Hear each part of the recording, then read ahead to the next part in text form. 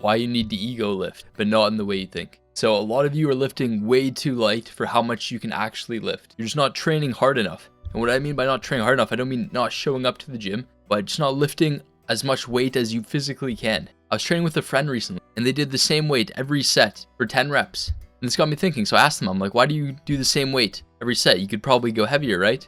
And their answer was probably what a lot of other people think. Like, well, this is what I'm used to, or this is what I'm comfortable with, in other terms. A lot of you guys are just going through the motions, which is good, because that's the first step, right? You're making it to the gym. You're already in the top 30% of the population. You're actually doing something about your health, and you're putting yourself in the environment.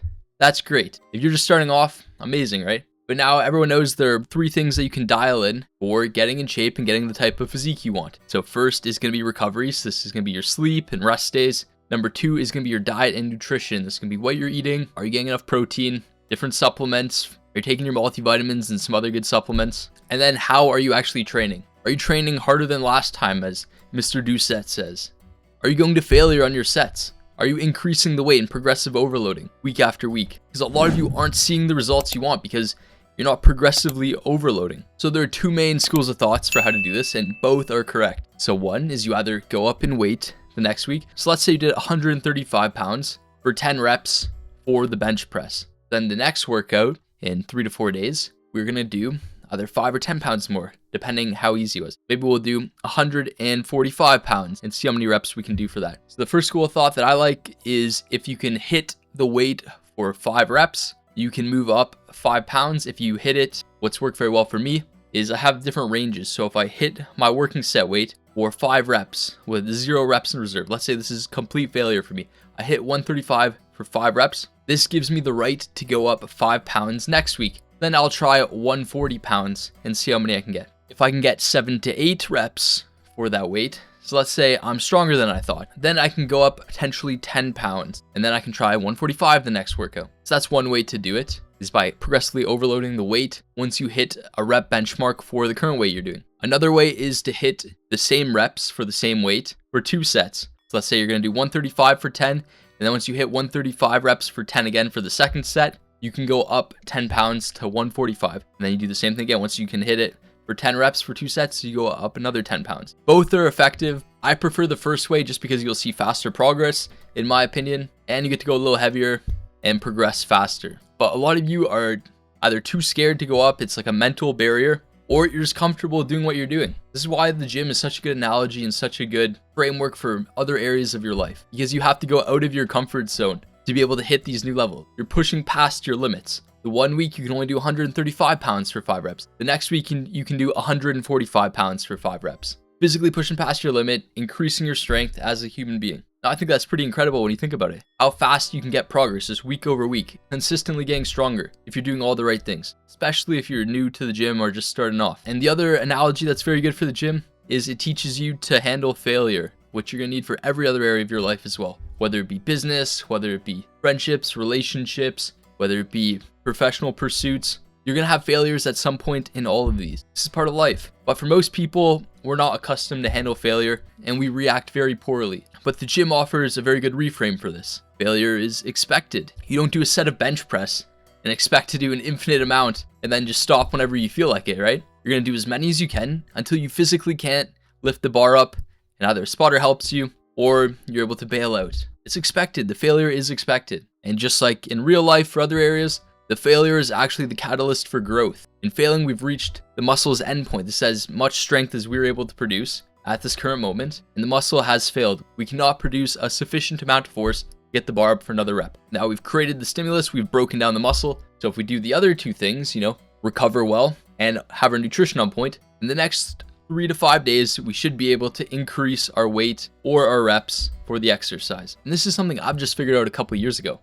In fact, I was terrible for this. I would only do the 30s or the bicep curls for years. I would get to like 10 or 12 reps, then I would stop, then I'd do another set for 10 or 12, then maybe I'd do even a third set if I was feeling crazy. And that was what I did for biceps for like 2 years. And I was like, I wonder why my biceps aren't growing. Well, maybe because you're doing the exact same weight for the exact same reps over and over and over again, instead of pushing past the limit, trying to do more reps or trying to increase the weight to cause more growth, cause more stimulus for the muscle. And guess what? My biceps didn't grow for the 2 years because I didn't progressively overload the reps or the weight. I was comfortable. It's what I knew. I knew I could do it. I didn't have to worry about failing or not getting it up for the certain amount of reps, and it cost me 2 years of progress. Girls are especially bad for this because there's this preconceived notion that if I lift heavy weights, I'm going to look like Arnold. That's what a lot of girls think, which first off, let me clear that up.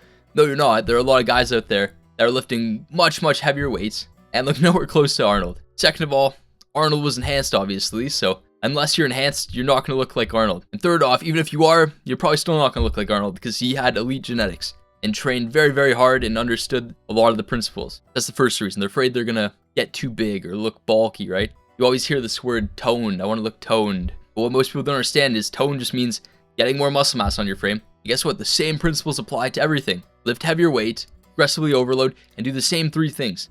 Get your workouts locked in with a system, get your nutrition dialed in, get your recovery dialed in. I even think you should be ego lifting a little bit because when you focus on certain exercises for a while and then you try another exercise that's adjacent to it, like let's say I'm doing, incline Smith machine press and then I go over to the incline dumbbell press, for a couple of weeks to change up the exercise a little bit, keep it, fresh so I'm not getting bored. You're going to be able to go a lot heavier than you were able to like a year ago if you've been progressively overloading your other chest movement. Maybe when you started, you were doing like the 80s for 10 to 15. And then after doing, 6 months of a different type of exercise, like an incline Smith machine press, maybe when you go back, you can do the hundreds for 10 now. Even though you didn't train this exercise at all, you still got growth from other exercises, which carries over.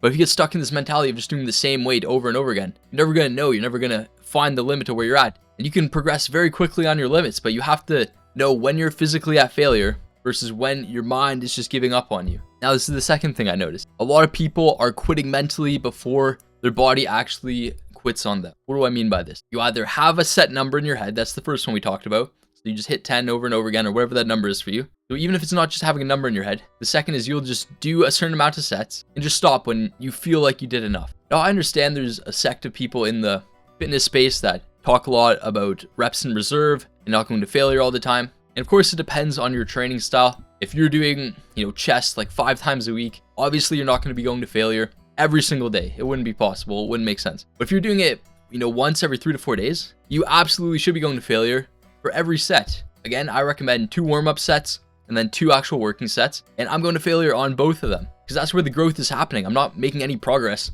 I'm not increasing the weight if I'm not going to failure. Don't just stop when you feel a little bit of slight discomfort. Go till you physically can't move the bar at all and either have a spotter help you or pick exercises where it's very easy to bail out safely, not hurt yourself, which is why I like to prioritize exercises that are very stable so I don't have to worry about this aspect, which is why I like the Smith machine so much because you can just rack yourself and set the safety bars, make sure you're not going to hurt yourself with like a 99% certainty. And then this is the third one here. So maybe you don't fall into these first 2 camps. Maybe you're like, I'm not just setting a random number, an arbitrary number and just hitting this. And then you're like, I don't want to just train for like moderate discomfort. I want to actually train to failure, see how far I can push myself, accept failure as a good thing and the catalyst for growth.